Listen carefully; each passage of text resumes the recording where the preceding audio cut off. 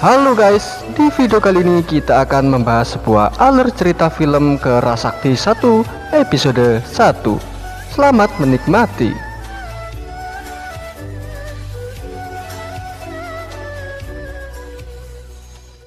Konon cerita pada zaman dahulu di Pulau Tungseng, ada sebuah batu tua yang terus membesar.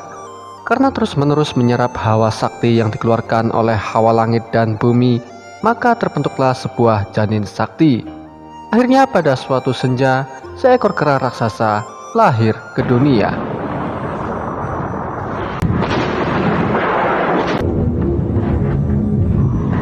Karena hawa sakti langit dan bumi yang telah diserap, kekuatannya pun sampai menggetarkan istana langit. Ketika sang kaisar langit memerintahkan Tian Feng turun ke bumi untuk membunuh kera raksasa itu. Kejadian di bumi seketika menjadi kacau. Kera raksasa memporak-porandakan penduduk desa. Tian Feng yang sudah mendapatkan perintah kaisar langit bertarung sengit melawan kera raksasa itu.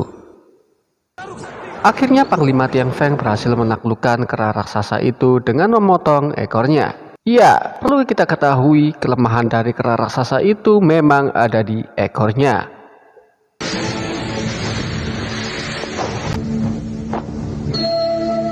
Seketika itu, kera raksasa berubah menjadi kera kecil. Untuk menyelesaikan misi dari perintah Kaisar Langit, Tian Feng pun hendak membunuh kera kecil itu. Namun, di waktu bersamaan datanglah Dewi Guan Im. Beliau memerintahkan Tian Feng untuk tidak membunuh kera kecil itu. Dewi Guan Im berpesan bahwa kelak kera itu akan berjodoh dengannya. Akhirnya Tian Feng pun kembali ke istana langit dengan membawa ekor kera yang telah ia taklukkan.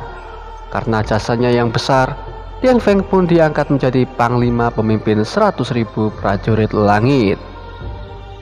Oke guys, kita berpindah ke bumi. Kita lihat apa yang dilakukan oleh kera kecil. Semenjak dilahirkan ke dunia, si kera melompat-lompat mencari makanan. Hahaha, alangkah indah dunia ini. Buahnya pun segar dan lezat. Saat melihat bayangan sendiri di kubangan air, dia merasa takut akan wajahnya sendiri. Hehehe, begitu lucu dan polosnya kera kecil ini. Bermain memang mengasihkan, tapi kadangkala si kera kecil merasa kesepian.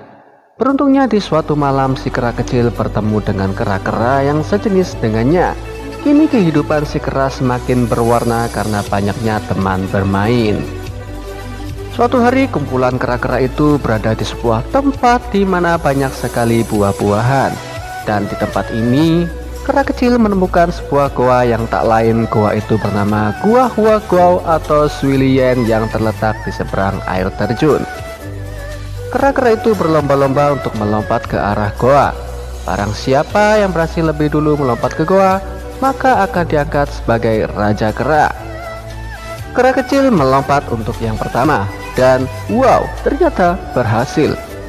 Kera kecil melemparkan sebuah tali untuk menarik kera-kera yang lainnya. Dan dari sinilah cerita kera kecil menjadi Raja Kera. Saat mereka lagi asik bermain, seekor kera tua tiba-tiba dijemput oleh malaikat maut. Si kera kecil tak mengerti kenapa makhluk hidup bisa mati. Kemudian ia teringat sebuah dongeng dari negeri kera. Di seberang ada sebuah pulau yang diselimuti oleh kabut. Konon ceritanya di sana tempat tinggal para dewa. Kemudian si kera kecil bertekad untuk menemuinya. Dia harus menguasai ilmu awet muda untuk menghindari masa tua dan kematian. Dia pun memimpin para kera untuk mencari dewa tersebut. Dengan polosnya, kera kecil melompat dari tebing ke laut. Wah, celaka, ternyata si kera tidak bisa berenang. Namun beruntungnya si kera tidak mati tenggelam. Para kera rame-rame menolong Raja Kera kecil. Salah satu kera tak sengaja menekan perutnya. Hei, ternyata keluar air. Lalu dicobanya lagi. Ternyata dia belum mati. Lalu dicobanya lagi. Air terus keluar dari mulutnya hingga kera kecil sadar dan siuman. Dari kejadian itu, si kera kecil terus berpikir mencari cara untuk menyeberang ke pulau seberang. Oke guys, sambil menunggu kera kecil berpikir, mari kita lihat apa yang terjadi di Istana Langit. Karena jasanya yang besar, Kaisar Langit memberikan rumah pribadi untuk Panglima Tieng Feng. Beberapa dewa datang memberikan hadiah dan selamat kepada Panglima baru, seperti Dewa Bintang dan Yelau.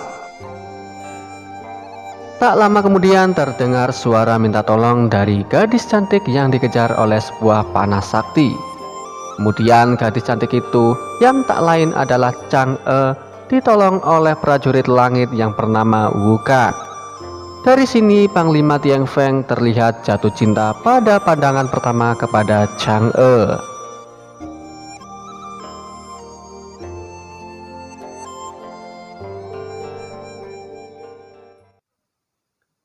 Tak lama kemudian Mahadewi datang. Chang'e menceritakan apa yang terjadi hingga ia sampai bisa menembus Istana Langit. Konon cerita pada awal kehidupan zaman dahulu, di bumi terdapat 10 matahari. 10 matahari? Bagaimana ya rasanya guys? Satu aja udah bikin gosong, apalagi 10 matahari. Aduh, coba bayangkan. Nah, pada kehidupan awal dahulu memang diceritakan ada 10 matahari. Bumi sangatlah gersang, tidak ada tumbuhan, penduduk bumi tak bisa bercocok tanam. Suatu hari muncul si pemberani bernama Hao Yi. Ia adalah lelaki yang mahir memanah. Demi menyelamatkan penduduk bumi, dia memanah ke 9 matahari. Akhirnya di langit pun tersisa 1 matahari saja. Sejak saat itu, kehidupan di bumi mulai bersemi. Bumi pun tampak hijau kembali. Hao Yi pun menjadi pahlawan dan diangkat menjadi kaisar. Tetapi setelah menjadi penguasa, Hao Yi menjadi sangat kejam. Chang'e dipaksa masuk istana untuk dijadikan selirnya. Suatu hari, Chang'e menemukan 2 buah butir pil dewa. Bila ia menelannya, ia bisa naik ke kayangan dan menjalani hidup yang kekal. Untuk menghindari cengkeraman dari Hao Yi, Chang'e menelan 2 pil dewa itu. Seketika Chang'e terbang ke langit, dan Hao Yi mencoba menghalangi dengan cara memanahnya, hingga sampailah Chang'e di Istana Langit.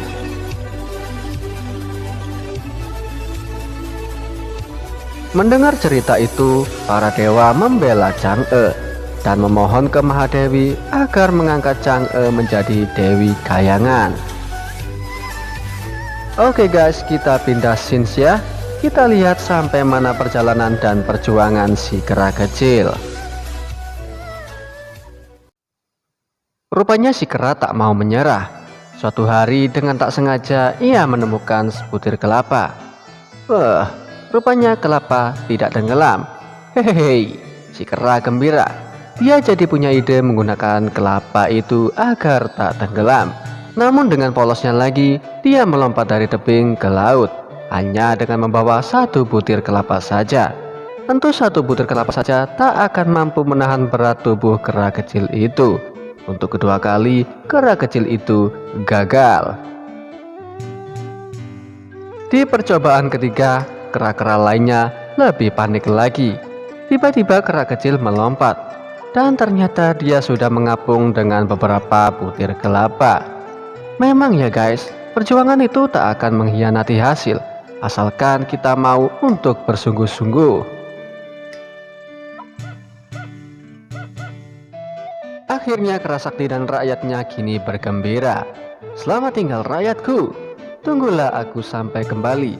Aku pasti berhasil kuasai ilmu awet muda, kata kera kecil sambil melambaikan tangan.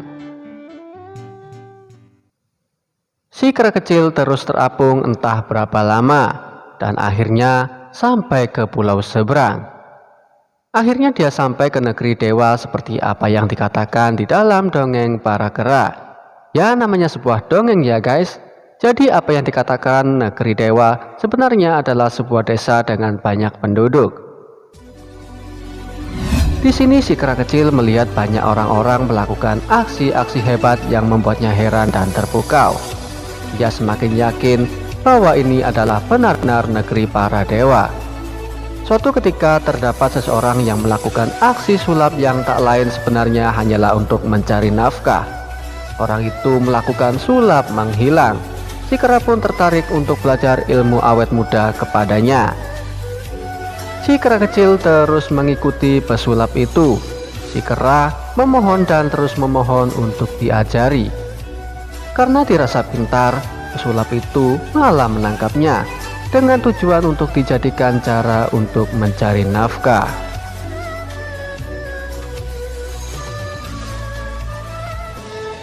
Saat di rumah pesulap, kera kecil itu ternyata sudah bisa menirukan gaya bicara manusia.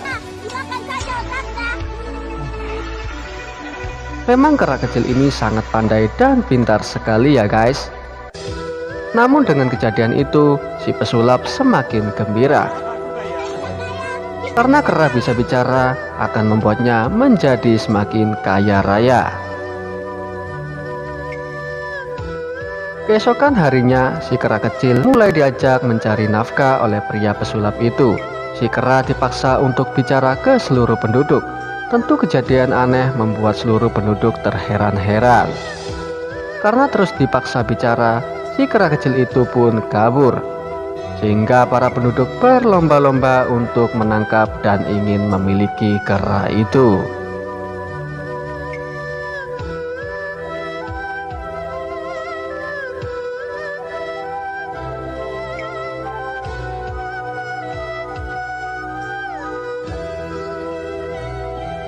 Oke guys, untuk episode 1 sudah berakhir ya.